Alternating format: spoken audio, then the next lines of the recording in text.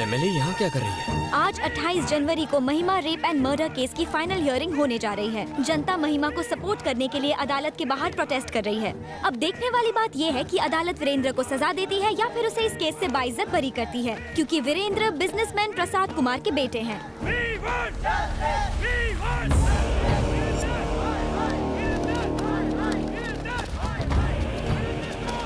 धनुष के आदमी यहाँ क्या कर रहे हैं?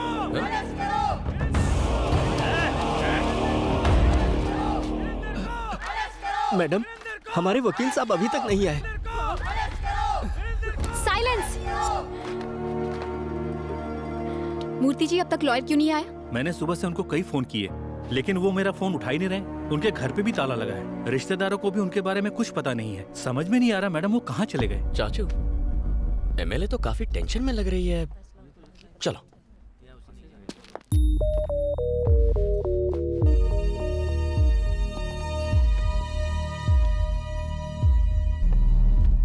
नमस्ते सर।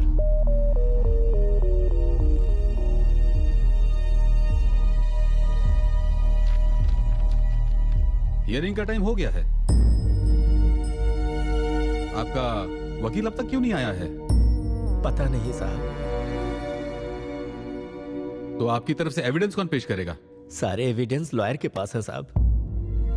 कोई वकील नहीं और कोई एविडेंस भी नहीं। इस तरह आप कोर्ट का कीमती वक्त बर्बाद कर रहे हो और कुछ नहीं। इसलिए मैं इस केस को डिसमिस। एक्सक्यूज मी सर, हमें लीव ऑफ एब्सेंस ग्रांट कीजिए। मैं इसकी अथॉरिटी आपको नहीं दे सकता। वकील चाहिए। चाचा उठो, केस आप लड़ेंगे। उठ जाओ। ये क्या बक रहा है तू? डिसाइड हो गया। चलो ऑफिशियल अनाउंसमेंट करो। लेकिन शुरू कैसे करूं? लीव ऑफ एब्सेंस मांगो। और एविडेंस का क्या? एविडेंस आ जाएगा। सबूत और गवाह लाना मेरा काम है। चलो। योर ऑनर, मेरा नाम श्रीपति है। ये केस मैं टेक ओवर करता हूं। लीव ऑफ एब्सेंस ग्रांट करें। आपके पास कोई एविडेंस है?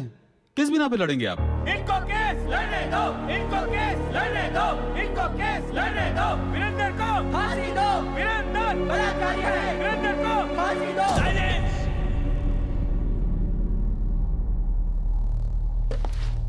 खामोश। Objection your honour. किसी भी केस में क्या चाहिए? सबूत और गवाह चाहिए। न्याय मिलेगा, मगर कब? जब गुनाह साबित हो। लेकिन अखबार में हेडलाइन छपने से या किसी न्यूज चैनल के कहने से या लोगों के आवाज उठाने से या किसी एक एमएलए के सपोर्ट से केस का फैसला नहीं होता। जज साहब, जज साहब, रात को अगर रेप हो तो अगली सुबह लड़की 6 महीने की प्रेग्नेंट नहीं होगी। ये आप भी जानते हैं।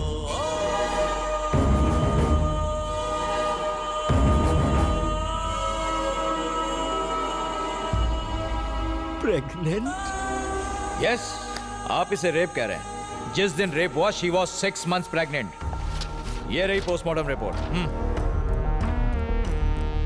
लड़की का चाल चलन ठीक नहीं था।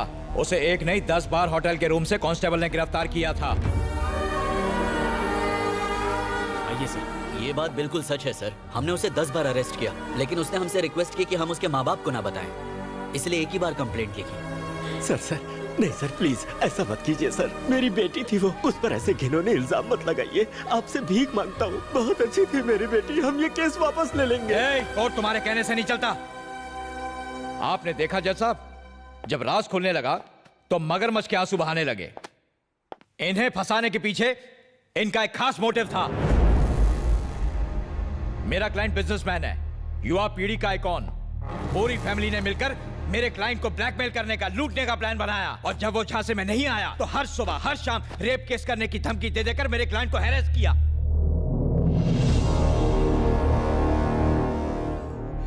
इनकी बेटी धंधा करती थी, वीरेंद्र को ब्लैकमेल करके उससे मोटी रकम ऐंठना चाहती थी। सारे एविडेंस भी यही कहते हैं। और ये ना सिर्फ मेरा दावा है, this is the only truth.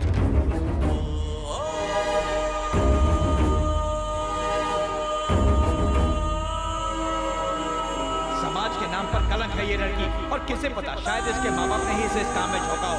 इस शहर की गंदगी है ये।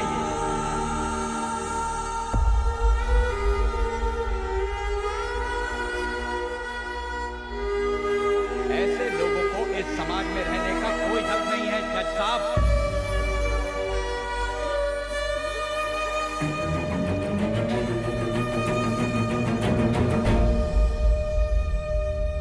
कोर्ट का कीमती वक्त बर्बाद करने और एक निर्दोष इंसान पर झूठा आरोप लगाने के जुर्म में ये कोर्ट आपको दोषी मानता है। The case is dismissed. चला जा जा।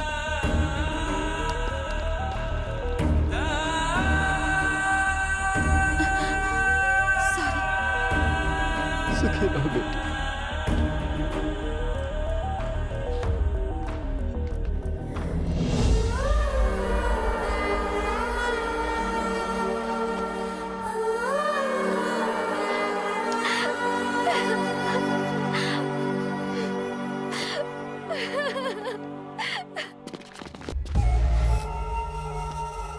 केस तुम जीत चुके हो, अब क्यों आए हो यहाँ? आपने जमीन के जो पेपर्स मांगे थे वो मैं लेकर आया हूँ।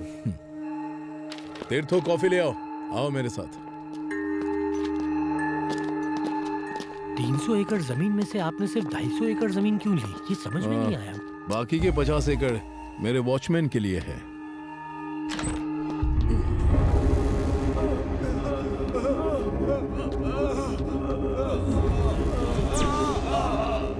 कैसे हुआ ये?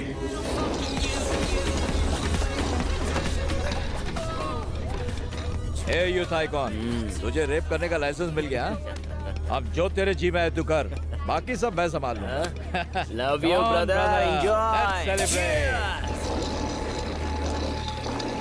ए, इसको ट्राई कर।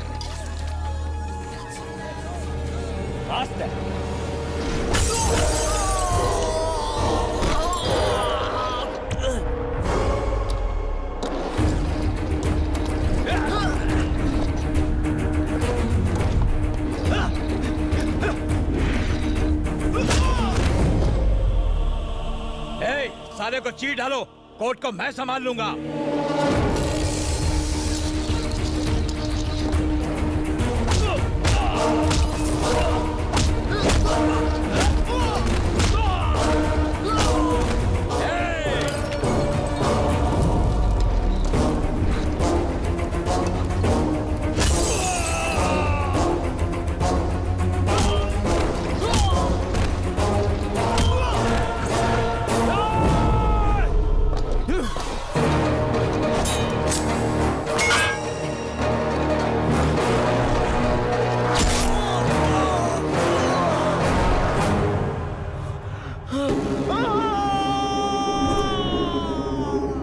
इंसाफ वही जो सही वक्त पर मिले।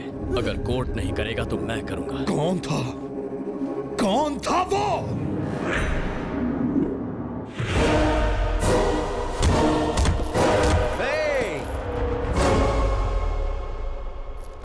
बड़े जोश में लग रहे हो? रात को 2-3 पैक ज्यादा हो गए थे, वही उतार रहा हूँ। मतलब रात की उतरी नहीं क्यों? गणेश, कल रात में कहाँ थे? दोस्तों के साथ था। सुनो, 10 दिन में डीजीपी रिटायर होने वाले हैं। शाम को पार्टी दे रहे हैं। उन्होंने खास तौर पर तुम्हें साथ लाने को बोला है। वहां पर कोई घटिया हरकत मत करना। कौन, मैं?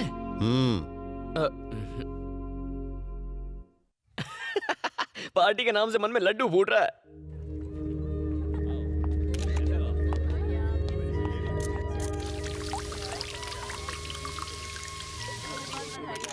Thank you. इंतजाम सब ठीक ठाक है ना?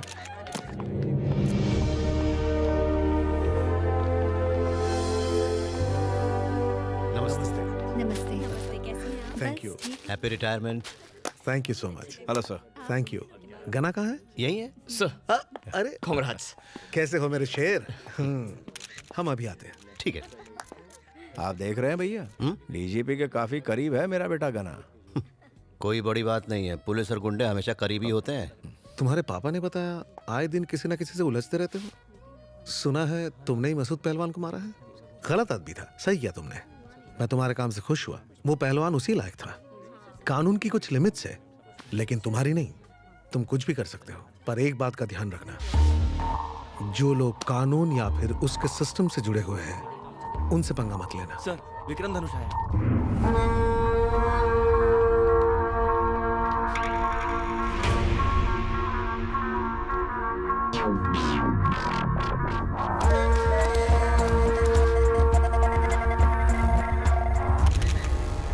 इनकी बेटी एक बदचलन लड़की थी। ये क्या कर रहे हो? ये धनुष के आदमी है, समझा? मैं कह रहा हूं ये धनुष के आदमी। धनुष।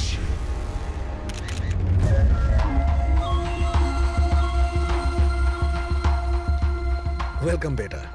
हाँ, दिल्ली से कुछ मिनिस्टर्स आए तो प्रोटोकॉल की वजह से पापा को उनसे मिलना जरूरी था, इसलिए मैं आया हूं।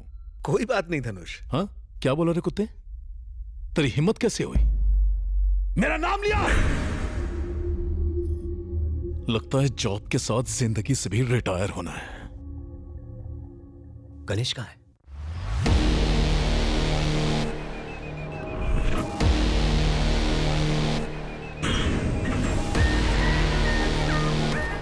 रवि, उसका बैकग्राउंड निकाल।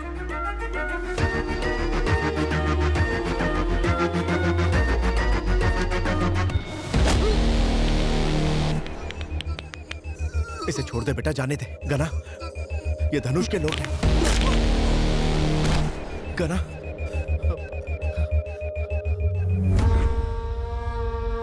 साला चमचा। गना, हाँ। एमएलए यहाँ आई है। हाँ? एमएलए।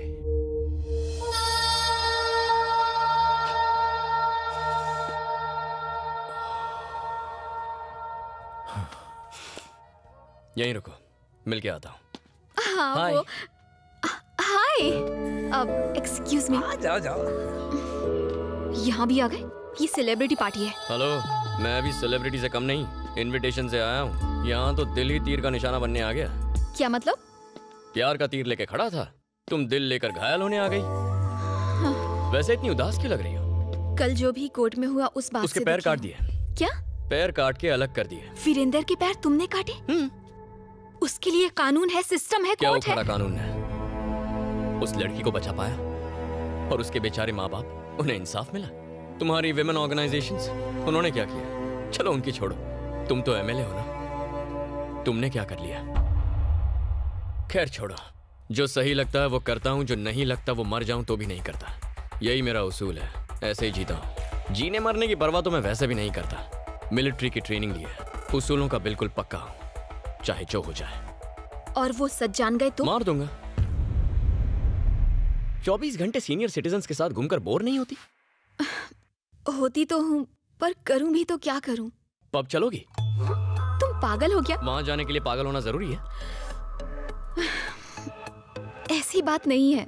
सबकी तरह मेरा भी दिल करता है कि मेरा भी बॉयफ्रेंड हो, हम लोग लॉन्ग ड्राइव्स पर जाएं, घूमें फिरें, क्लबिंग करें, मेरा भी मन करता है। पर मैं एक एमएलए हूँ।